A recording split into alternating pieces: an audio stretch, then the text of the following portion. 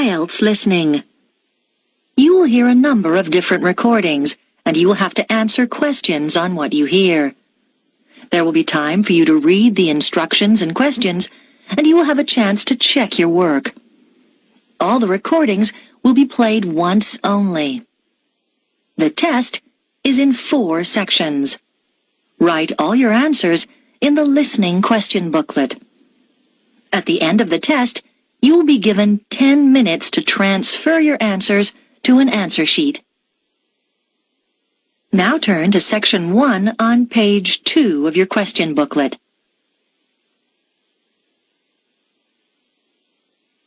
Section 1. You will hear a student from overseas phoning the student accommodation office of a college in the UK for some information.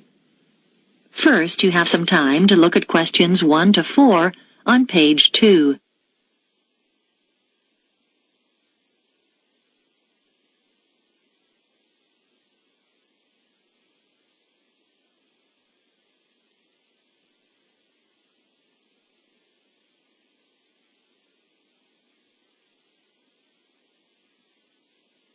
You will see that there is an example that has been done for you. On this occasion only, the conversation relating to this will be played first. College Accommodation Bureau, Darren speaking. How may I help you? Oh, good morning. I'm starting at the college in September and I need to find some accommodation. Right. Well, there are various options. The first one is to stay in college accommodation. That'd be a single room. The first type of accommodation is a single room in the college, so single room has been written in the space. Now we shall begin. You should answer the questions as you listen, because you will not hear the recording a second time. Listen carefully and answer questions 1 to 4. College Accommodation Bureau, Darren speaking. How may I help you? Oh, good morning. I'm starting at the college in September and I need to find some accommodation. Right. Well, there are various options. The first one is to stay in college accommodation. That'd be a single room. How much would that cost? Well, it depends. For a standard room, you're looking at £3,276 for the year. That's just for a room with wash basin. Or £3,834 if you want an ensuite. That's with your own small bathroom. I see. That's more than I expected. It does include heating. That's quite a saving because energy costs can be high, especially in winter. Does it include meals as well? No. All our rooms are self-catering now. There's a shared kitchen on each corridor where you can cook if you want to, or there are plenty of places to eat out on campus. Okay, and you said that's the price for the whole year? Well, you pay annually, but actually it's for 36 weeks. It doesn't include holidays. You have to vacate the room then. Oh, I'd need somewhere to stay in the holidays. I can't afford to go home. The flights are too expensive. Well, there is another option. Several families who either work at the college or have children studying here offer visiting students a room in their homes. Oh? We call this arrangement Home Welcome, and we've still got a few places left at the moment.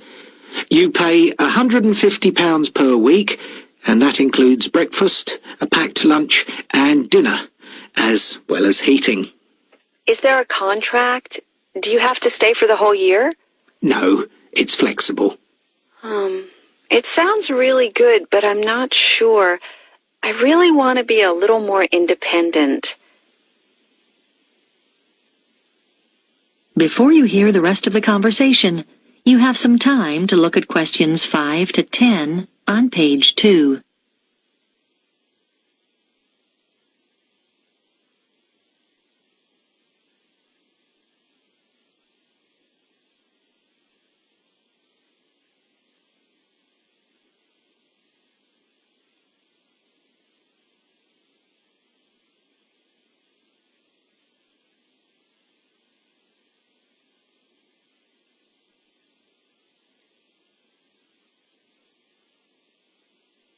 Now listen and answer questions 5 to 10.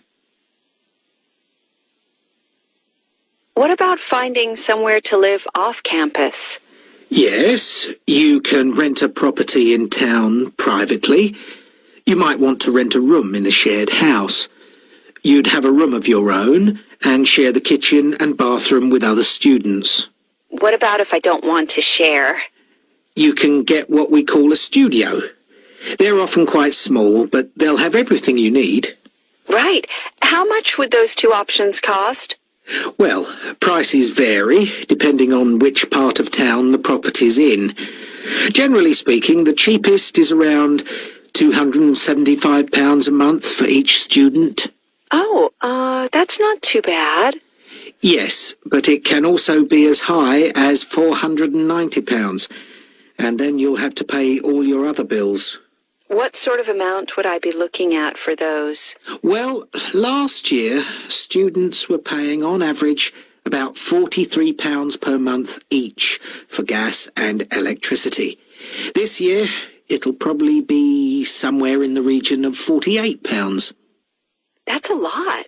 Yes, they've gone up quite a bit, and on top of that, you have to pay for water, and that'll probably be around £9. That didn't occur to me. And I guess I'd have to pay for transportation, too. That's right.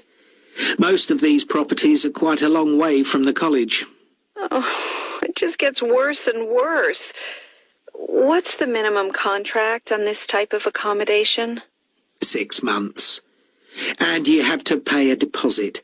But of course, you can stay there over the holidays. That's true. And you'd have to provide references. They want 2 from someone in this country. I see. But that's not a problem. If you do choose this option, we can't find the property for you. You'd have to go through the estate agent which manages the property for the owner. Right. Thanks. Well, I think I'd like to see what's available privately. Could you give me the estate agent details? That is the end of section 1. You now have half a minute to check your answers.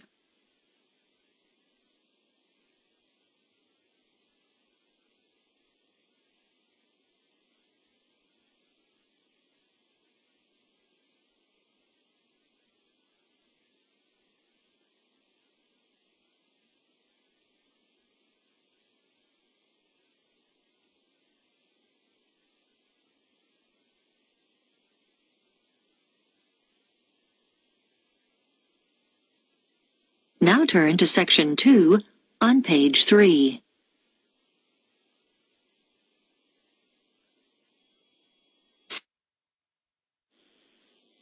Section 2. You will hear an audio guide introducing visitors to a museum. First, you have some time to look at questions 11 to 15 on page 3.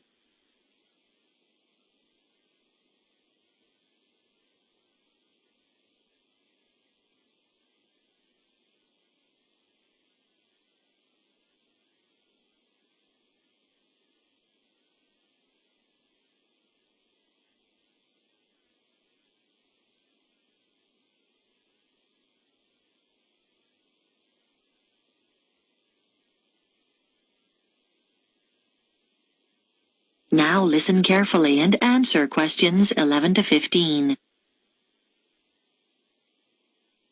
Welcome to the Global Museum, located at the heart of this truly multicultural city, which is home to more than 60 different nationalities.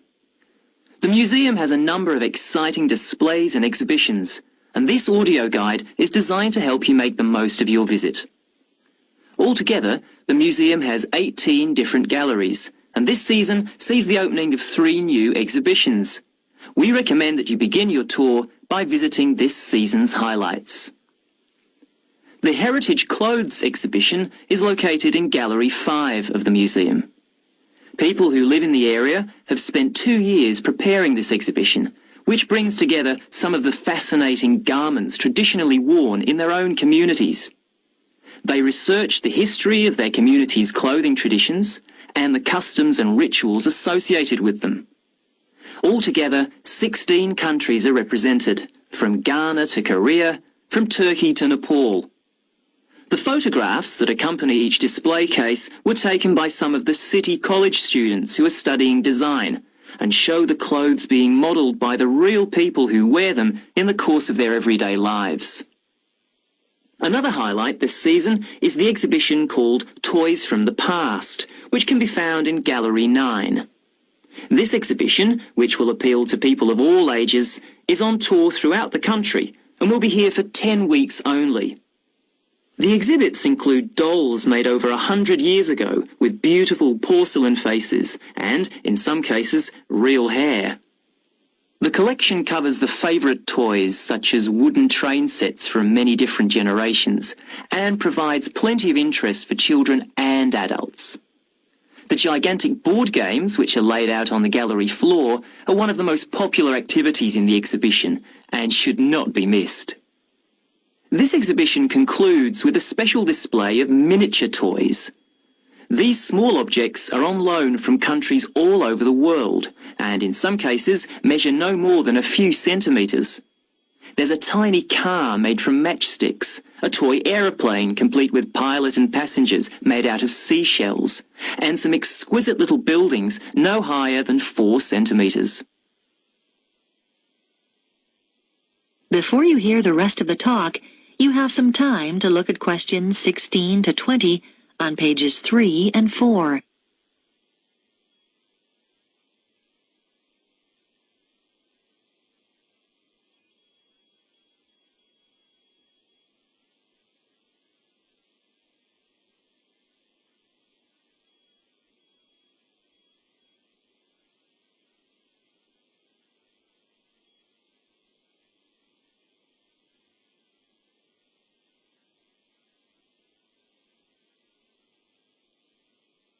Now listen and answer questions 16 to 20. The final gallery highlight of the season is the Biscuit Gallery at number 15. Many years ago, this city was famous for its biscuits, although today the factory no longer exists. Did you know, for example, that before biscuits were packed in paper or cardboard boxes, biscuit tins were fashion items? The factory made tins, round, square, triangular, hexagonal, for a whole range of different occasions, to celebrate national events, festivals, famous faces and so on. One fascinating display deals with people's favourite biscuits. There are sweet biscuits and savoury ones, biscuits filled with jam and biscuits filled with currants, biscuits with pink, yellow and white sugar icing, or coloured sugar flowers.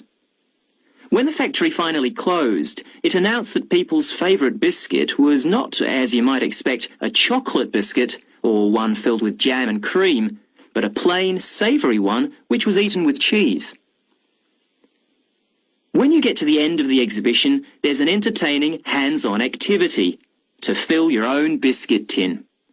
All the biscuits ever produced by the company are piled up on a table along with various tins. The biscuits are made out of thin pieces of wood, but the weight, colours and shapes replicate the original biscuits. Your job is to fill a tin with biscuits so that when the lid is taken off, they sit there as neatly as they did when the job was done by machine. It's not as easy as it looks. If you would like to buy a memento of your visit, there is a museum gift shop selling postcards, souvenirs and handmade pottery next to the information desk on the ground floor. And finally, if you don't want to carry your coats and bags around with you during your visit, please make use of the free lockers provided by the museum. Enjoy your visit. That is the end of section 2. You now have half a minute to check your answers.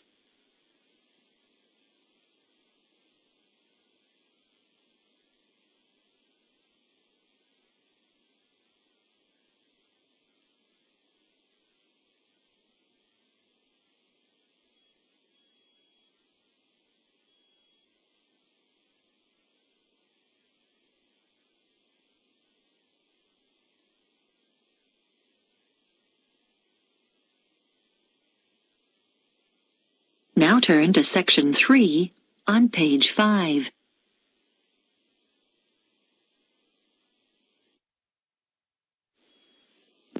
Section 3. You will hear a discussion between a student called Helen and her tutor about an assignment that Helen is working on. First, you have some time to look at questions 21 to 24 on page 5.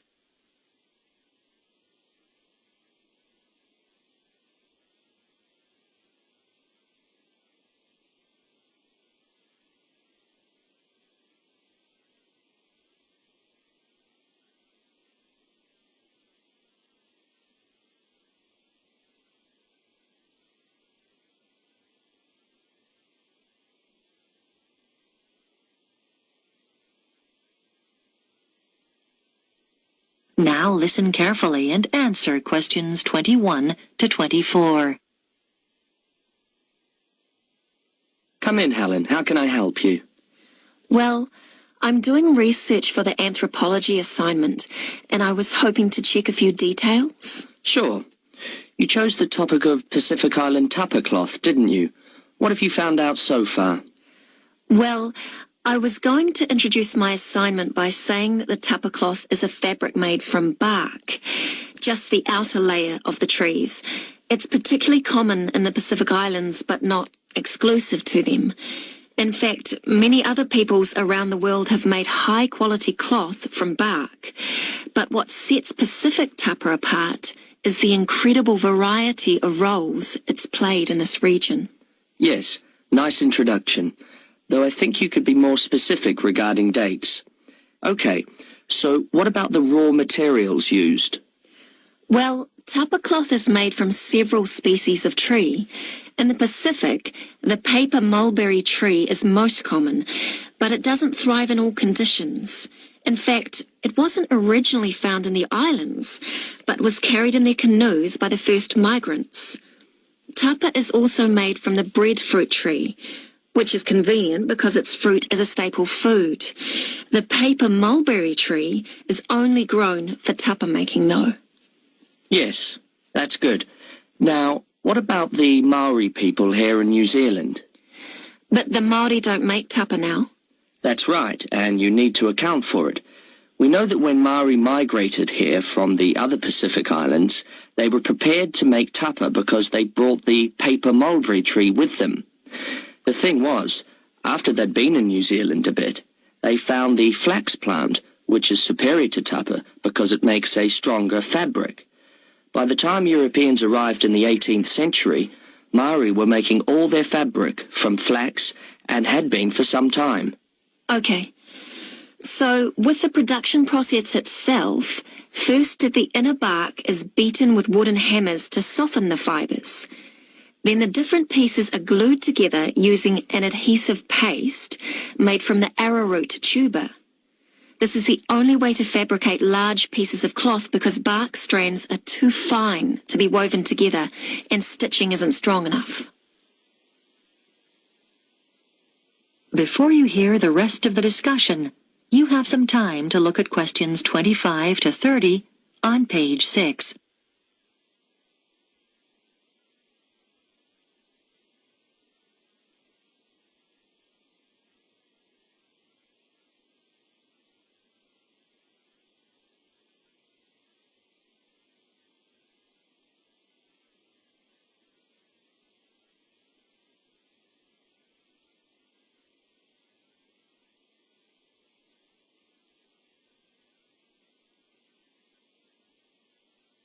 Now listen and answer questions 25 to 30. So now you need details about different countries. Where would you start? I think Samoa is the obvious place. It's famous for its very fine cloth called siapo, which is hand-painted with representations of the ancestors. Still today, at the most profound events in life, such as births, funerals, weddings, and the investiture of chiefs, Samoans wear siapo robes to add significance and meaning to the ceremony. Okay, then I could talk about Tonga. It seems to me that the great innovation in Tonga has been developing a simple, coarse cloth, which is quick and easy to make. This is suitable for all sorts of everyday functions around the house, like bed covers, mosquito nets and curtains. Good point. Now, what about Cook Islands tapa? Well, the soil there is poor quality, so the breadfruit tree is often used. One type of thick cloth called tikoru was wrapped around the poles and used to mark the entrances to places of worship, so it was highly regarded in local culture.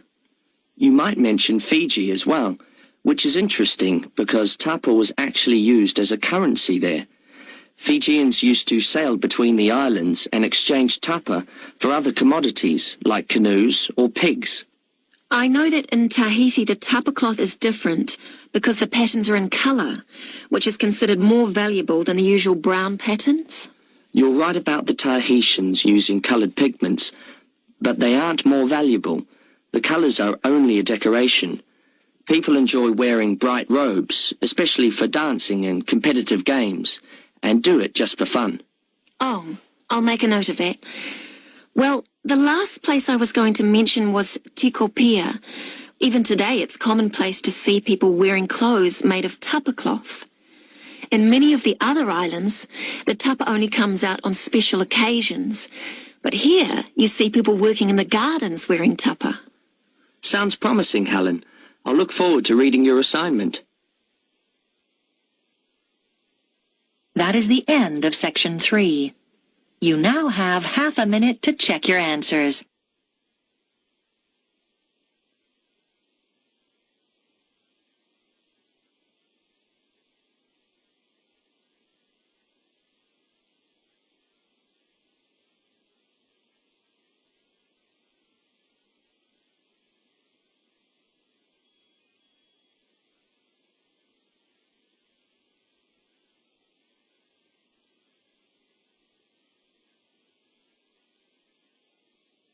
Now turn to Section 4 on page 7.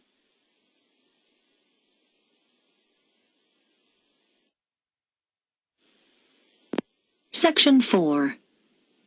You will hear part of a talk about research into learner persistence given by a university lecturer to her colleagues.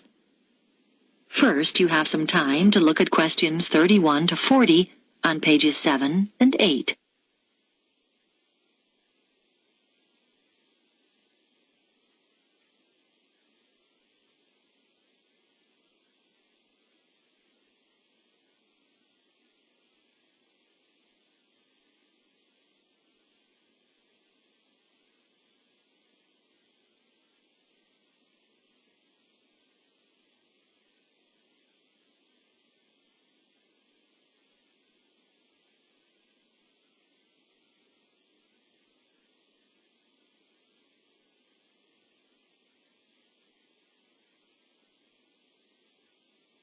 Now listen carefully and answer questions 31 to 40. My talk is about a research study I did over a period of 5 years on learner persistence, why some people stick at academic study better than others. As teachers, you will know that there is a tremendous variation in the learner's response to certain things. For example, a short period of illness might completely destabilize some students and cause them to give up their degree studies. Other learners might overcome tremendous difficulties to stay the course. I am particularly interested in this second group, who are the ones with learner persistence. What I decided to do was design a research study using a sample of my university's third-year undergraduate students, 295 in all, who obviously had already stayed the course pretty well. The sample was drawn from a range of ages, but there was deliberately a significant number of mature students, and all respondents were living at home in the local region. I wanted to have this element of consistency, not having some coming from outside the area and living in university accommodation. It should be noted, though, that there was significant variation in home background to reflect the variation in our student population. I designed questionnaires which were devised to elicit what their concerns had been as they started the course, and what had sustained them throughout the 3 years. Findings from the first section indicated that their worries when they started varied from financial concerns, though this had not been as strong as I expected, to career prospects. But mature students with children tended to emphasize uncertainties about their relationship with them.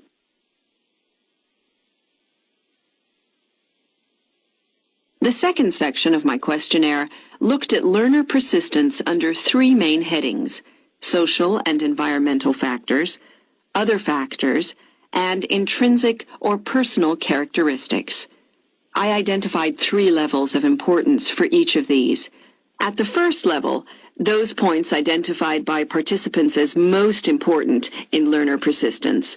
For social factors, many respondents said how crucial it had been to have good support. Though there was no one specific source, it could be family or friends. As regards other factors, students are heartened not so much by high grades, but by what they regard as success in study. And for personal characteristics, many respondents reported that they took pleasure in challenge, and that this was regarded as very significant. At the second level of importance, in the first category, a sizable percentage talked about the fact that they had enjoyed themselves in school as an important social factor.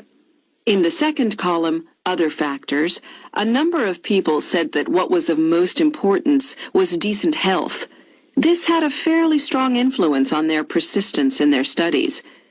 And then, under the heading of personal characteristics, there were quite a large percentage of respondents who mentioned they felt it was important to have lots of interests in their everyday lives. This gave them a depth and sense of perspective, which less persistent learners might lack. And then, on to the third level. Under social factors, several respondents talked about good relationships with their tutors. For other factors, they mentioned lack or absence of any problems in their families. And finally, under column 3, they identified an ability to juggle several roles, what we might call their capacity for multitasking. Now, these findings obviously helped inform the design of activities, as I mentioned. But in addition, a number of further recommendations emerged. Firstly, I propose that the department distributes questionnaires to first-year students to help get an idea of their maturity when starting the course. This is really our overriding concern. Secondly, I recommend we look into ways of offering induction courses for some selected students to allow them to take on the role of advisors. We think they are the best people to act in that role. This policy will make support much more accessible to our students. Thirdly, this help is often most needed in the evening and night when offices are closed, and so we should set up online services instead of the more traditional telephone services. Research has shown that these services are actually more accessible to the majority of students. And finally, it is often important to be proactive. If students are not meeting deadlines, then someone should contact them rather than wait for them to come to us. Now, are there any questions about the points? That is the end of section 4. You now have half a minute to check your answers.